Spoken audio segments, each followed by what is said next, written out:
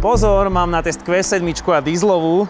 Keby si ich mohlo kúpiť toľko ľudí, koľko sa na ne pýta, tak ich predávajú ako škodovky. Tá prvá bola čierna, tiež mala 3 liter TDI, táto je strieborná a tiež má ten hnusný gíčový nápis. Ale v striebornej podľa mňa tá karoséria lepšie vyniká. Vyzerá tak útlejšie, nie tak napuchnuto. Je to kompletne hliník, čiže aj v tej striebornej to tak naznačuje tú hliníkovú prítomnosť. A ja vám ukážem na úvod vec, ktorá ma zaujala hneď ako prvá. Nastupovanie s plnými rukami. Toto si odložím sem, toto sem, úplne prirodzene, bez toho, aby ste niečo hľadali. A hneď som zacítil, že je tu nejaká offroadová, výbramová rohožka. A čo sa mi tiež páči, perfektne chránené nástupné prahy.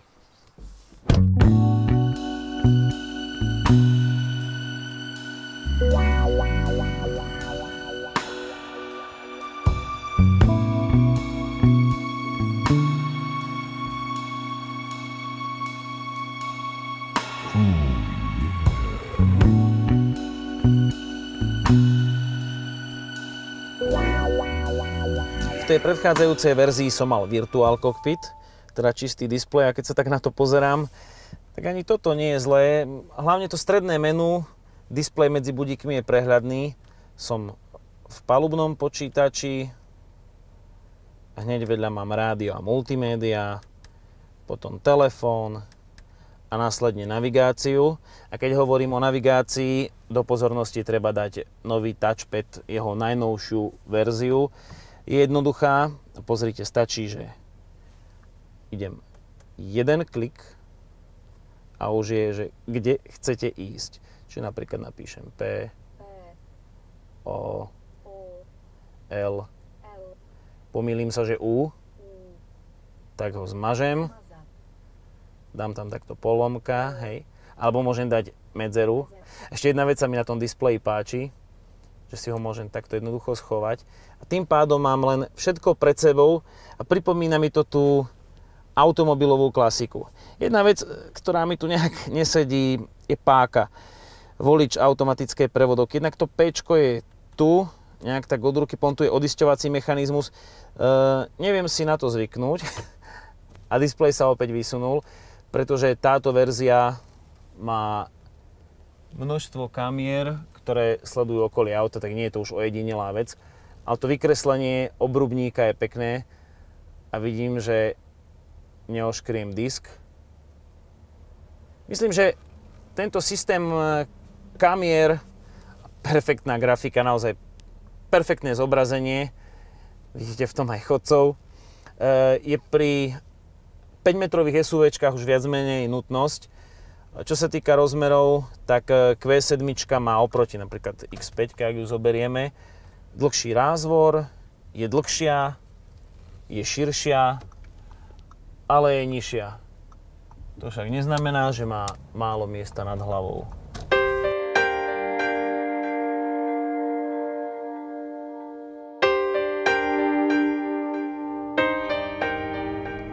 Ten 8-stupňový automat radí nádherne, ako BMW.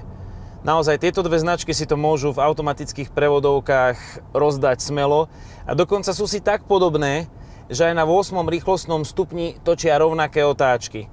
A v podstate aj dynamika je podobná. Tento 6-valec TDI má 200 kW, 272 koní, 600 Nm a X5 o takýto kúsok poráža v dynamike. Zistili sme našimi meraniami, že na brzdách sú X5 aj Q7 v podstate rovnaké. Mne sa páči, keď môžem hmatom ovládať veci. Chcem mapu, pozerám na cestu, skrátka ten displej sa mi tu vynorí. To ovládanie je perfektné. Dokonca aj hlasitosť autorádia, prelaďovanie staníc. Začalo sa mi to s týmto ovládačom hlasitosti takto odsedeným páčiť. A čoraz viac v mysli Q7 porovnávam so všetkými konkurentmi. Na ceste chtiac nechtiac s X5. Čiže je o štipku dynamickejšia, má jednoznačne komfortnejší podvozok. Zdá sa mi na ceste taká lepšia. Na kvalitnom asfalte.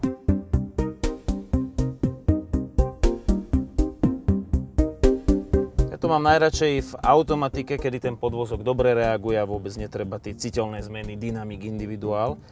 A teraz si tam dám špeciálne Allroad.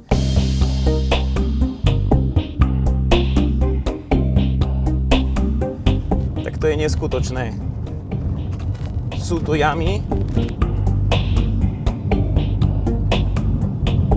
že by mal range aj s týmto problém. Tak to žehli tú cestu.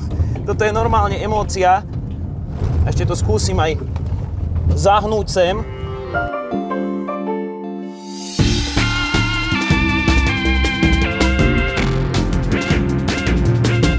Tak, tu sú také výmole, to by som vám mal nejak zvonku ukázať, ale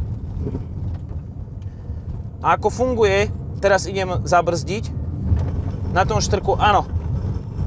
Prvý moment je taký divný u toho ABS-ka.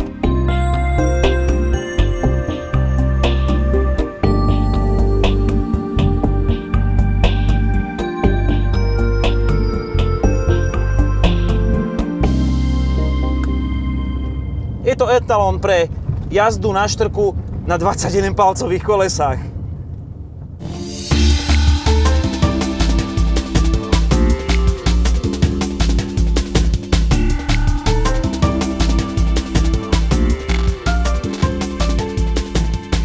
Tak už vieme, že Q7 je rovnako dynamická ako X5, ale je komfortnejšia, je priestranejšia ako všetci konkurenti, akurát Range Rover je širší.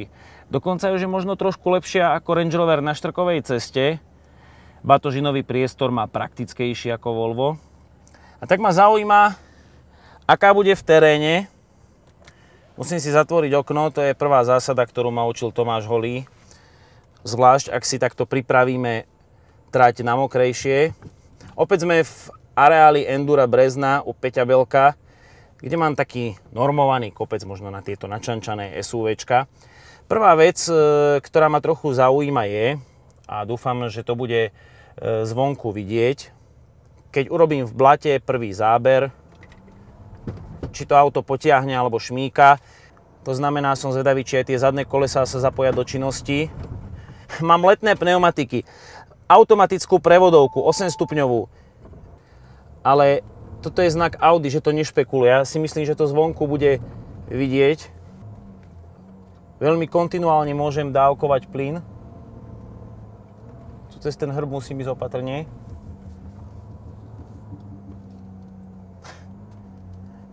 No, nemám čo povedať, s týmto treba ísť len do ťažšieho terénu. Vybral som sa na trialovú trať, ktorá by už tak bola pre ML-ko, čo je pre mňa etalón aj range.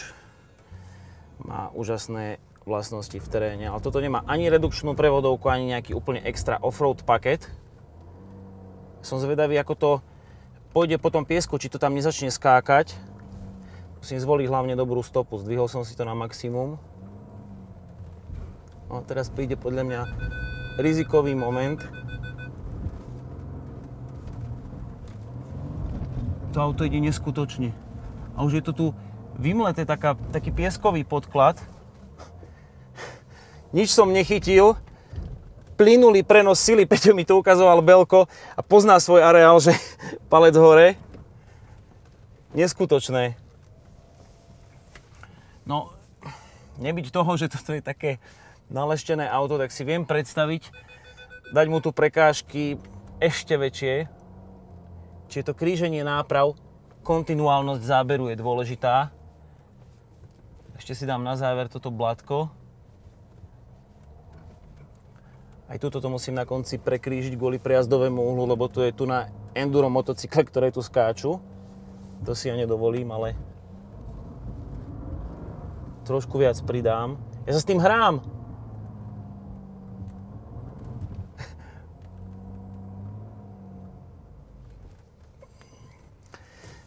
Po tomto výkone môžem len povedať, že toto je najvšestrannejšie SUVčko svojej triedy. Ja mám dosť. To som s tým mohol ísť z rally Polska. Už aj ja mám dosť. Hej. Ale počúvaj. Dobre to išlo, akože to bolo cítiť. Že? Filtru je neskutočne. tak toto, Dobre, ideme si to pozrieť, alebo to dáme ešte raz? to je amen. Lebo ja nemám predstavu, že ako to spravil ten obraz. Nie, ale on hlavne nezistí, či tam je GoPročka vzadu. Čiže to vypni, vypíname všetko.